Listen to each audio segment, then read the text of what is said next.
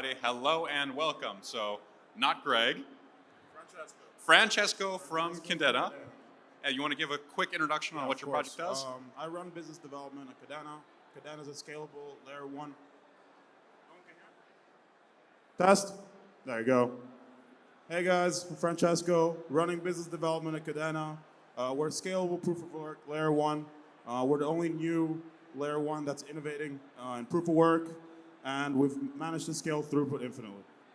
All right, thank you. And then we have Jay from Avalanche. Hey everyone, VP of Marketing at Avalanche. We're currently building a layer 1 called Avalanche. You guys may have heard of it. Proof of stake protocol with smart contracts. That's kind of the brief takeaway there. So good to be here. And then finally, Cameron from Near. Hey everybody, Cameron Dennis, help run grants and ecosystem at the Near Foundation. Near's a layer 1 protocol that is very easy to build on, super simple to use, and incredibly secure. EVM compatible, substrate compatible, and yeah, it's good to be here. Yeah. So to start us off, I want to ask a quick question because people are probably familiar with the two big layer 1s, Bitcoin and Ethereum. So who here owns at least $50 of Ethereum, just to get a quick poll? All right, we got a lot of people in Ethereum in the audience. And now the harder question. How many of you think that Ethereum will be replaced as the #1 layer 1 in 5 years? All right, so about half of the people that hold Ethereum. So let's see if we can get that number up after talking to a few of these people that have insights into layer 1s. So to start it off nice and easy, what are the main problems that we see with layer 1s like Bitcoin and Ethereum, and what are your projects trying to do to solve that? Yeah, I can go. So first off is like gas fees. It's super expensive. But mainly the thing that is most compelling to me is user experience. Because right now, I think there's around, like 12.8 million active MetaMask wallets. But that's just a tiny little sliver of what's possible here. You know, we're going after like all of Beyonce's fans. She has like 50 million plus fans. You know, we need to make it incredibly easy for them to get onboarded to Web3, and it all starts with key management. So I think I'd say just like gas fees and user experience. What do you say, Jay? So I want to echo that sentiment, but I think with UX, we go a little bit further. So from our stance, it's all about usability from the application layer all the way down to the protocol layer. So gas fees, like you mentioned, transaction finality, transaction throughput, all of these performance metrics I think are super important. On the bottom layer, I think everyone has probably experienced trying to wait for the MetaMask to send a transaction on Ethereum. Not the best experience. Think about Web 2, for example. When a website doesn't load after a few seconds, you immediately bounce. It's going to be the same with Web 3, and so I think all of us put together, we're trying to build that experience to make sure that you have something that is compatible with that Web 2 experience. That's kind of first and foremost. When you move up the kind of rung of layers, if you will, you have applications, you also have infrastructure, wallets. These types of tools really need to help the user understand what they can do. It's a little bit absurd right now in the state that we are in, where you guys all probably sign up for a wallet, but there was no instruction whatsoever on how best to connect to the networks that you need to connect to. There was no instruction on which applications you could be using or why you should be using them. I think that's what we at Avalanche are trying to make this holistic experience. So if you sign up with a wallet, there's a seamless onboarding process where you then get spit out into an app store, and it goes, all right, well, if you want to use Aave, then here's why Aave is really important for your day-to-day if you want to lend assets, for example. Or on the other side, if there are NFT collateralization platforms, here's what you can do with your idle NFTs. It's not just for buying and selling, but you can maybe use it to take out stable coins once you use them as collateral. So just really simplifying that UX, and hopefully, let's call it 3 years, maybe 2-3 years, we'll probably get to that point where we're no longer dealing with all these complexities and we're at least on maybe a light jog, perhaps. So I've heard fees and end user experience and then developer experience. Francesco? I've got to say, definitely agree with what my fellow panelists are saying. But a lot of it comes from having a layer 1 that actually scales up. You need to be able to, if we assume that most users using the internet are going to interact with blockchain at some point in the next few years, using all these new novel products, dApps, whether it's DeFi, NFTs, play-to-earn games, or whatnot. As this transaction volume goes up, if your underlying blockchain doesn't scale to meet this, then you're only kicking the ball down the line in terms of gas fees and things like that. Because even if you today can scale up to thousands of transactions per second, eventually that throughput's probably going to get hit once the chain gets adoption and things along those lines. So then the gas fees will go up with it. It's not a problem with Ethereum. It's a problem with architectures like Ethereum and that use EVM. So there's other benefits to also dropping the entire sort of EVM and Ethereum compatibility on the usability standpoint, which is abstracting away the fact that users have to pay for gas. So if you're doing any apps that aren't necessarily in the DeFi space, right, where you're not necessarily transacting with money, it's going to be extremely annoying on the UX perspective. Forget how the dApp works, just the entire experience of using something like this. A new user, you said a Beyonce fan, they need to go to some exchange, pass KYC with all these documents, buy some ETH that they don't know how much they need or how much it's going to be worth, and then probably get blocked for some days before they can withdraw it to their MetaMask wallet. And I'm assuming there, for most normal people, you've lost like the vast majority of them to this process, right?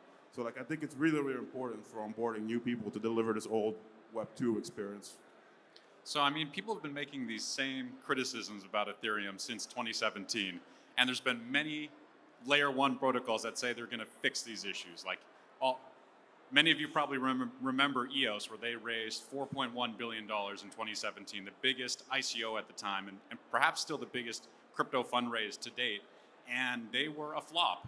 Tron cited similar issues. There's plenty of layer 1s that have tried to challenge Ethereum and said, these are the fundamental factors that are going to impede mass adoption, but they weren't successful.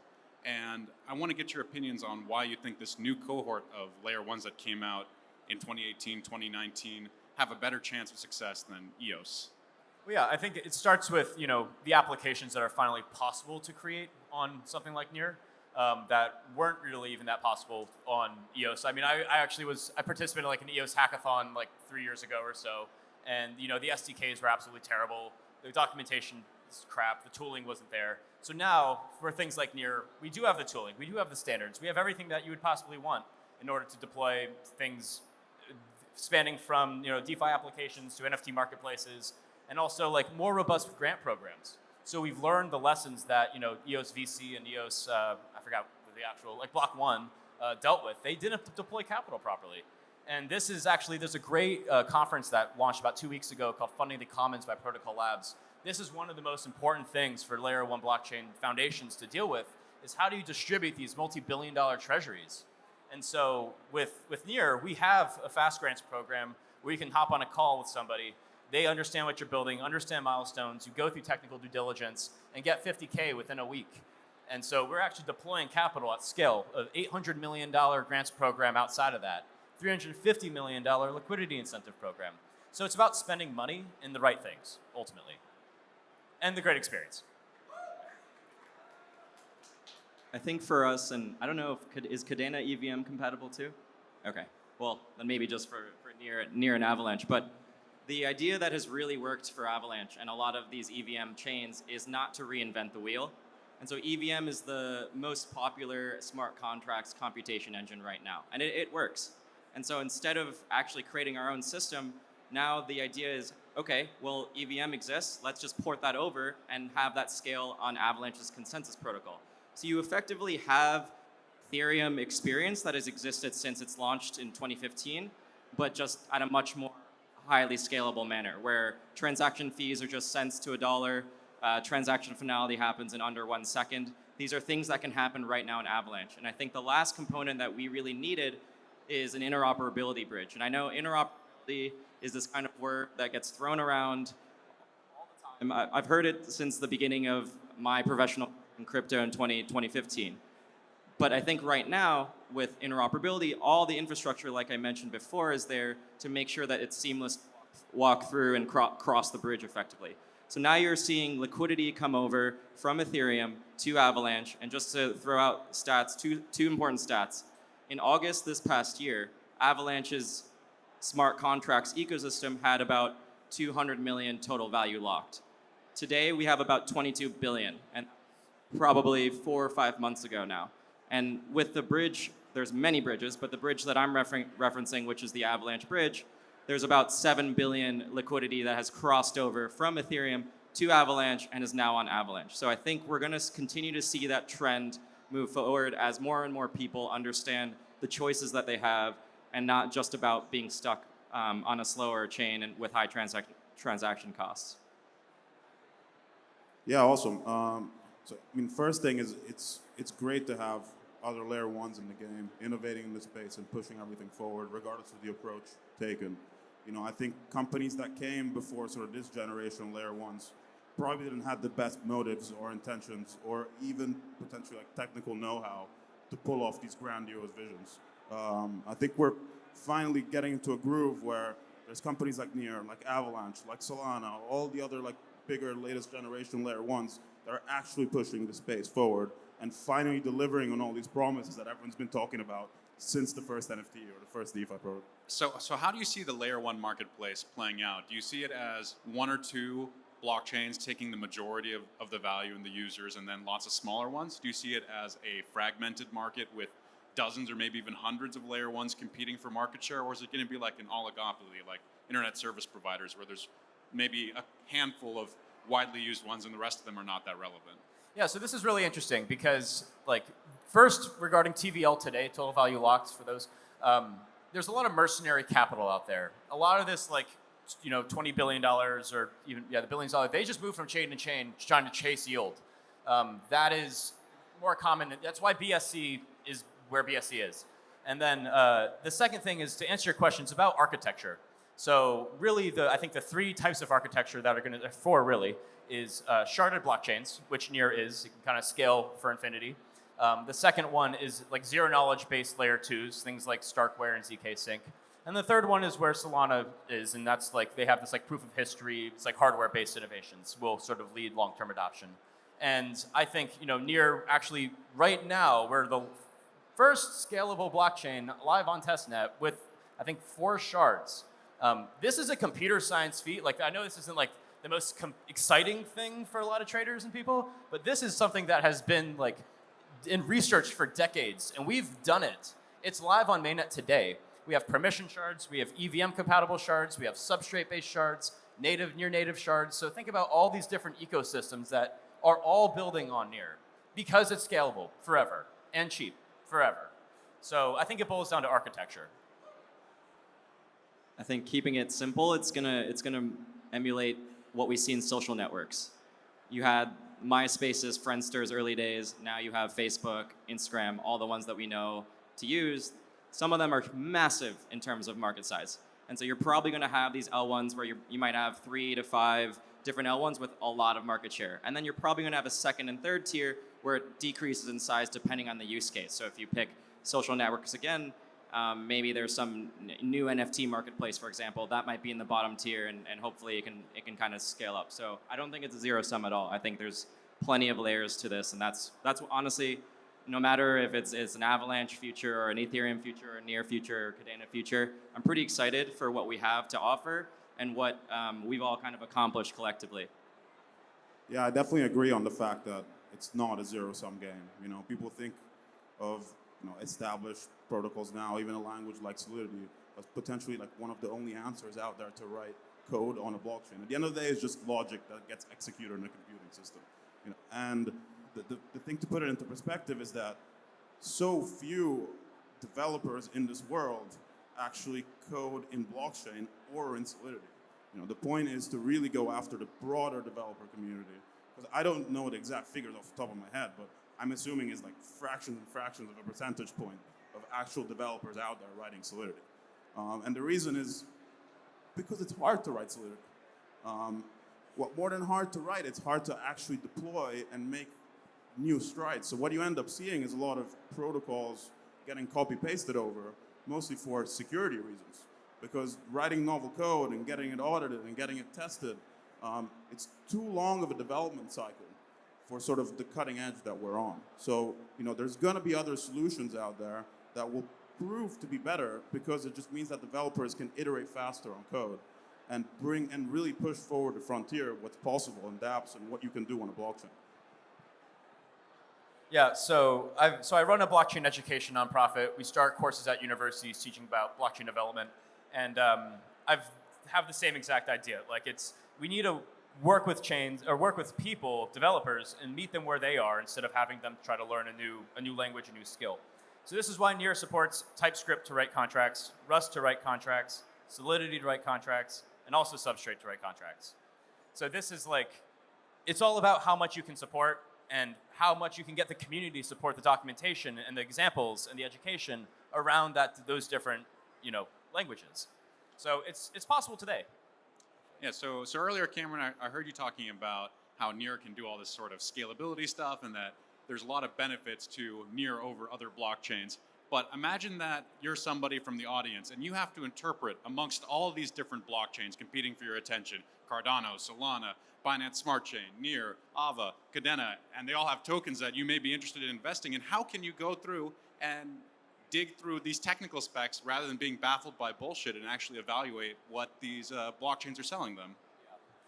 I think in terms of doing due diligence, like look at the teams, look what they've done before, and I know Avex has an amazing team. Like Miguel is great, but for Near, we pretty much hired like a lot of the international computing programming competition winners.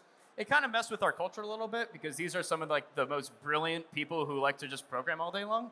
But they built something that is incredibly usable. So I guess like to answer your question, vet the teams. Check to see if their projects are actually open source, because I know in this, like not to throw shade, but like in the Solana ecosystem, not a lot is actually open source, so there's not a lot of like community auditing that's possible. Make sure that they're audited by trustworthy auditors, and go to check out all this like education that's available for everybody on YouTube. Go to meetups, talk to trusted people. Don't just follow some account on Twitter that tells you to buy some certain token because it will moon.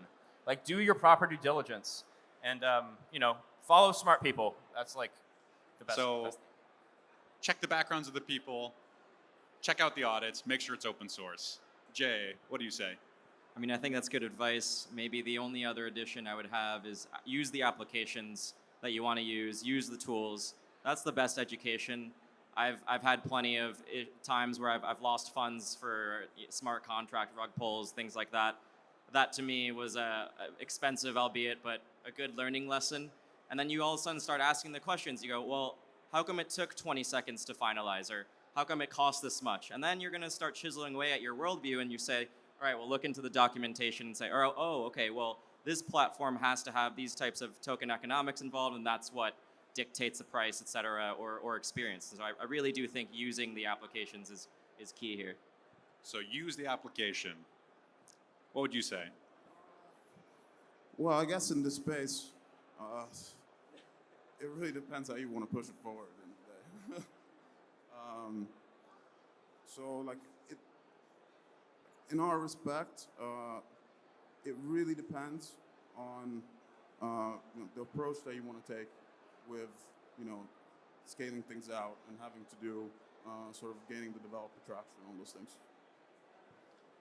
So the last thing I wanted to end this on, because we only have a few minutes left here, is obviously there's been congestion and problems with Ethereum. Not too long ago, I paid over $1,000 for a single transaction on Ethereum because of all this craziness with NFT mints. And there's a bunch of competition to get your transaction through, and the Ethereum network just cannot keep up with the congestion. But if I'm someone in the audience, I probably wouldn't be willing to pay $1,000 for a transaction, probably wouldn't even be willing to pay $100 for a transaction. If it is so painful to use, then why does Near, for example, their top app maybe has 15 or 20,000 active users per month on DApp Radar, or on Ava, it's maybe 50,000 or 60,000 if I'm not mistaken. And for Kadena, I don't even know if they have any dApps live yet. So if what you're working on genuinely is superior to what Ethereum has to offer, then why hasn't there been a bigger switch yet? It's still super early. Like everyone here, like we're changing the entire way that money and information flows in the world. Like these things have to be, battle tested, and people are going to fail and things are going to break, and it hasn't happened on Near yet, and I don't think it will for, ever. But in short, it boils down to awareness. Unfortunately, a lot of the main metric for demand is token price going up. There's a lot of ways to manipulate that, by the way. The entire market is over-leveraged, and just be careful out there, because everything's at least 4x leveraged right now. And so these things, liquidation events happen, markets drop. So it boils down to token price going up, having it being available in certain places, like tokens being listed on key exchanges that everyone's familiar with and trusted. And then the DeFi liquidity is another part of the reason why a lot of these token prices are going up, because it's all 100% incentivized engagement. It's people chasing yield most of the time. All the liquidity, it's all in liquidity, farming or yield precisely. farming. And then NFT, I mean, like, right now, it's not super easy for your grandma to get into Web3 because it boils down to key management. On Near, every wallet on Near is a smart contract where you can arbitrarily manage access keys and abstract key management away from the end users and allow them to claim their wallets later. This theoretically exists today, and everything is name-based. So I'm Cameron.near instead of 0x, blah, blah, blah, blah, blah. Cameron, I'm going to cut you off. I want to give Jay and Francesca a chance to speak before we close this out. I'll keep my answer short. I think the reason why some of the ecosystems haven't really gotten to that competitive level to Ethereum is the first point that you made, being early, of course, but blockchain, crypto, NFTs, it's really hard. I think we all try and make it seem like it's really easy, and it's really not. And I think that's what's really complex. There's thousands of coins out there. Not all of them have smart contracts, of course. And so just parsing through that information, and we're in a bull market right now too. And so the signal to noise ratio, there's a lot of noise out there. And so I think as we start calming down a little bit, things are a little bit more comfortable, I'm hoping that people are going to be able to lift their heads up a little bit and really understand, okay, this is the objective decision I want to make, or versus over another decision, and so on and so forth. So it's hard. That's why we haven't seen as much switching yet. Yeah. Yeah, I mean, it's definitely hard. And one of the best pieces of advice is probably just to use your common sense. If you look at this protocol and you don't understand how it works, and there's nothing out there that will help you really understand this, and not talking to anyone makes you understand this, and you're reading a bunch of buzzwords, there's a good chance that there's nothing wrong with you and a lot wrong with this protocol you're looking at instead. So, just be wary that people will throw these complicated words at you just to confuse you. Yeah, so beware of buzzwords. I like that advice. So thank you, everybody, for listening to Jay from Ava, Cameron from Near Protocol, and Francesca from Kadena. And I'm Mitchell from Crypto Briefing. I appreciate you all. Thank you. Thank you.